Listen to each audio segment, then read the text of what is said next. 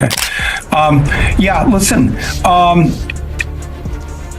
this is the gift of Trump, if I could put it that way, that he has already started to turn his own people against him. They're not quite there yet, but when they start going to the doctor and there's no Medicaid payment, and they're going to have to pay that doctor for their children and all of that. Just go down the whole list of things that it's going to cost them more and more money. It's going to be harder and harder to live. And they're going to understand that he's the one that made this happen. And maybe he's thinking, well, I'm really good at lying. And if you just say it long enough, price of eggs, price of eggs, price of eggs, price of eggs, that they'll go. But I'm sorry. I can't go through another November 5th like we just went through. And in these 3-4 months since then, what we're watching happen every day, every hour you turn on MSNBC and it's something else. What was it 2 hours ago? They're dismantling the Civil Rights Office of the Department of Homeland Security.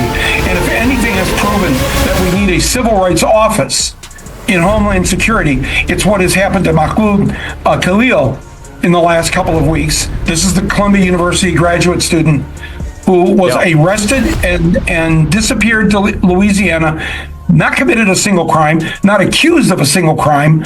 All he has done is to try and stand up for his people, the Palestinian people, with his freedom of speech rights that he has as a legal permanent resident of the United States. If there's one thing President Trump can't stand, it's being blindsided, especially in public, by someone who has absolutely no reason to spare his feelings.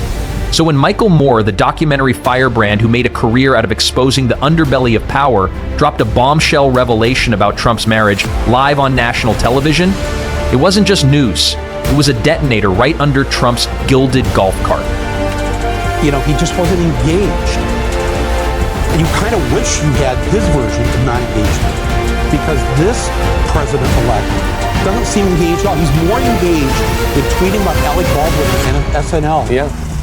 5 hours after the show finishes at 1 a.m. And by 6 a.m., he's not funny, sad, not watchable. And it's like, you've got time for that?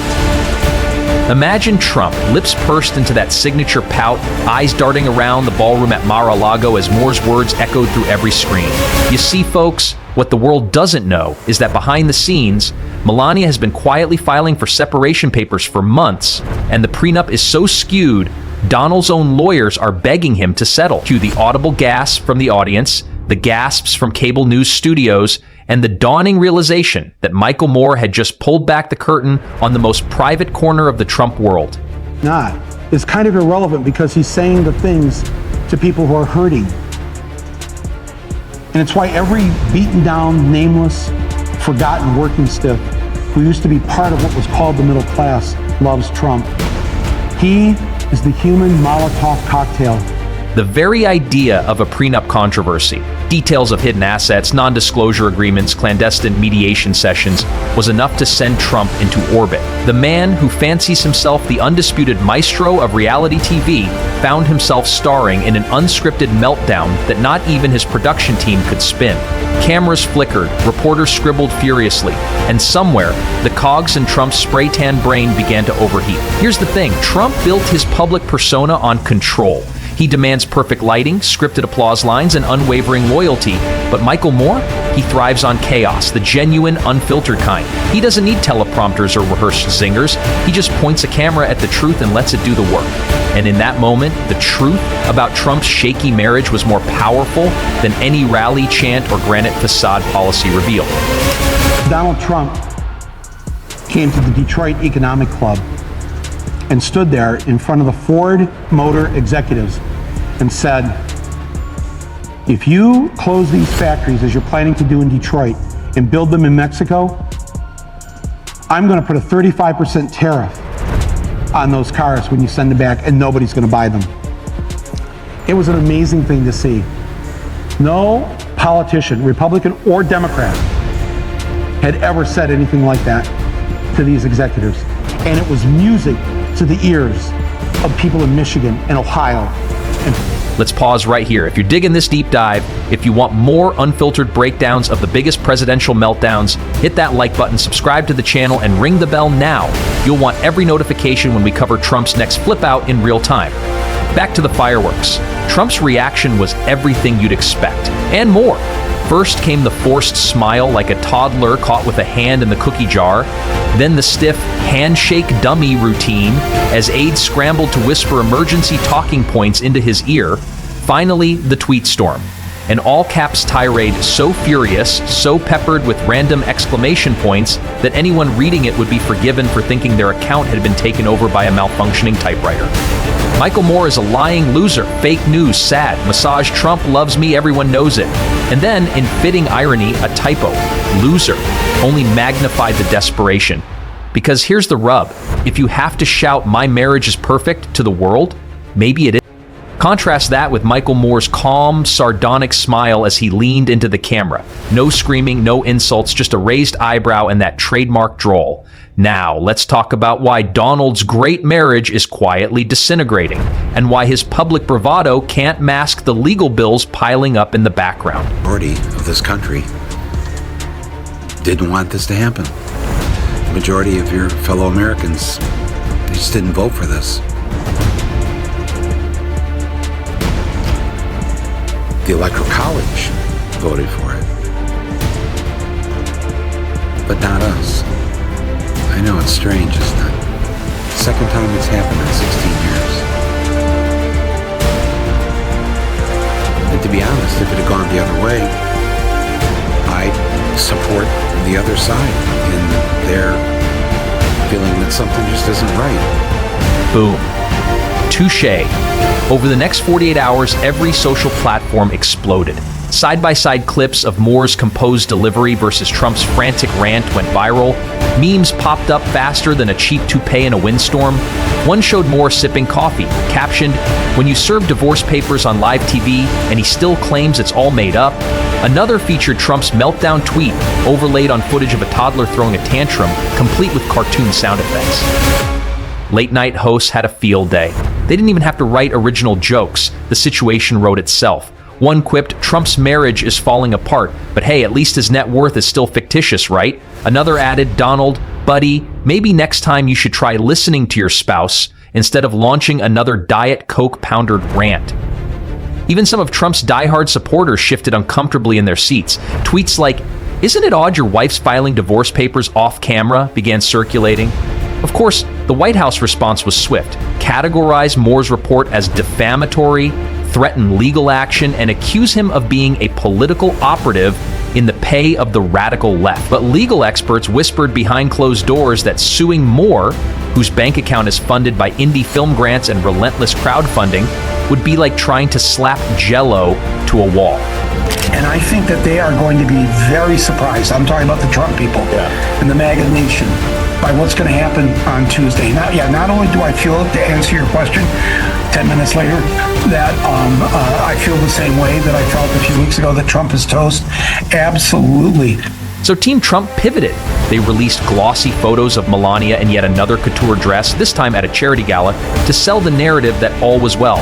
They planted puff piece stories about intimate couples retreats and honeymoon-style escapes. But social media sleuths had already unearthed sealed court filings, escrow ledgers, even a P.O. box in Delaware.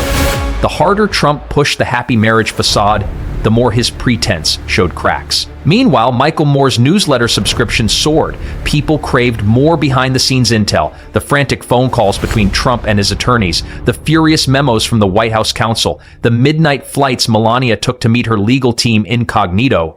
Moore had tapped into something far bigger than a celebrity feud.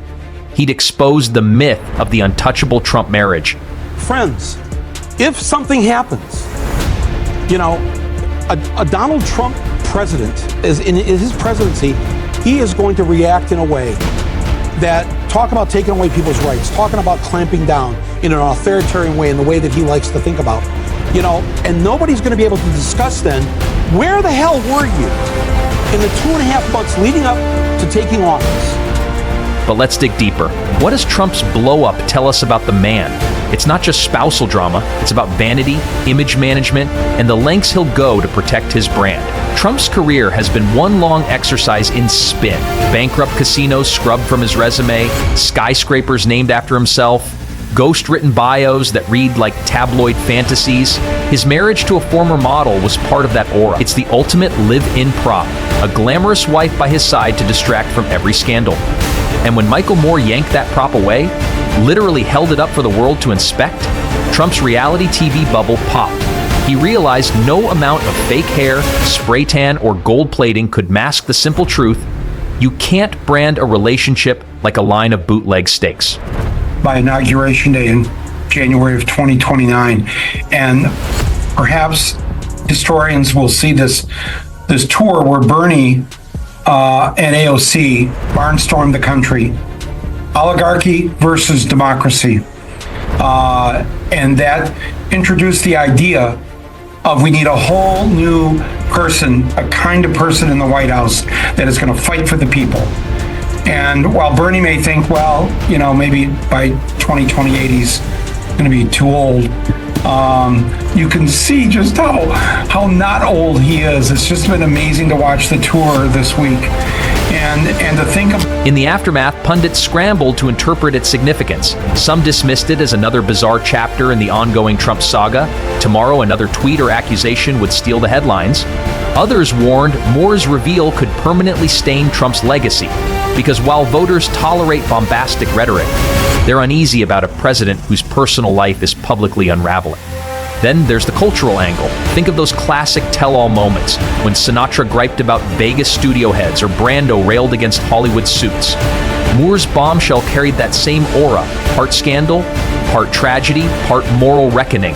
It reminded people that behind every strongman image lies a vulnerable human being, susceptible to the same trials of marriage and family. And let's be honest, it's never a good look when a presidency devolves into personal crisis. The subpoenas, back-channel negotiations, and hush money settlements all bleed into governance. Report. I'm Amy Goodman. In late October, Donald Trump sent out a tweet that may have surprised many of his followers. In the tweet, he linked to a video of filmmaker Michael Moore, along with the words, "I agree," Flint. That's Michael Moore's Twitter handle. Trump went on to say to all Americans, "I see you and I hear you. I am your voice. Vote, drain the swamp with me" on November 8th. Well, Trump's tweet included a 4-minute audio recording pulled from Michael Moore's new film, Michael Moore and Trumpland. The recording was edited to make it sound like Michael Moore was endorsing Trump. Well, in response, Moore tweeted, quote, "Look at this Orwellian tweet by Trump. Donald, you either haven't seen my movie or you are conning your followers. The clip you show is doctored," unquote. When a president is consumed by divorce court drama, who's pushing executive orders? Who's directing intelligence briefings?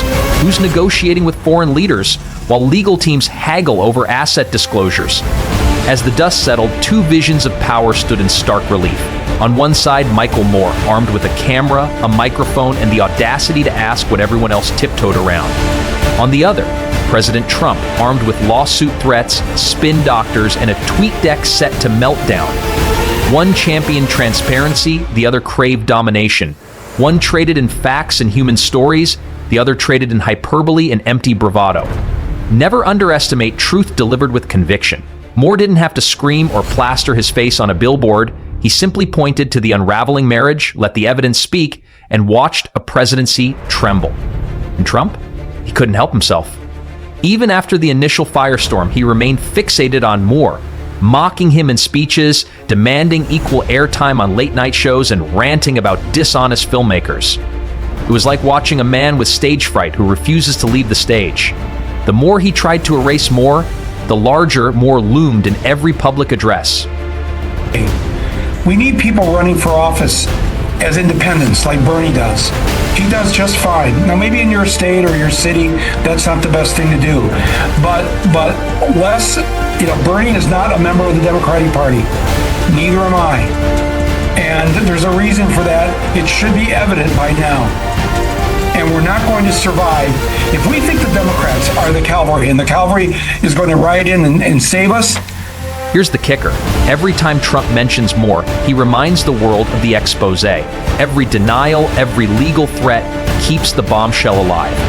Moore had pulled off a true Houdini act. He made the perfect Trump marriage vanish, leaving only messy reality in its place. In the weeks that followed, grassroots activists seized on the moment. They held screenings of Moore's broadcast in community centers and college halls under the banner "Transparency or Bust." They organized town halls titled "Behind the Velvet Rope," inviting citizens to share their own stories of hidden contracts, broken promises, and the real cost of secrecy. And in that tumult, you could feel a shift. People began demanding the same honesty from every office holder they elected. They asked, if a president can't speak truthfully about his marriage, how can we trust him to speak truthfully about war, healthcare, or the economy? For all his bluster, President Trump discovered some questions can't be blustered away. Some truths, once aired, linger like an unwelcome house guest who refuses to leave. And Michael Moore? He reminded us that a filmmaker with a mission, equipped with nothing more than a camera and moral clarity, can shake the foundations of power. And I'll just say one more thing. What I love about the tour is that Bernie is putting forth the idea that the Democrats have let us down in such a profound... So, what's next for President Trump? More rallies filled with adoring crowds? Sure.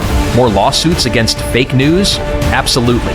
But every time he steps onto the podium or picks up his phone to tweet, he risks reminding people of the moment his presidency was eclipsed by a documentary director's Bombshell. And that perhaps is the most savage roast of all. A man who built an empire on spectacle can be bested by someone who simply refuses to play by the same shallow, gilded rules. What do you think? Will this marriage drama fade into history, or has Michael Moore set a new bar for accountability at the highest level? Let us know in the comments below, and if you enjoyed this deep roast, don't forget to like, subscribe, and ring that notification bell so you never miss our next unfiltered breakdown of power's greatest meltdowns.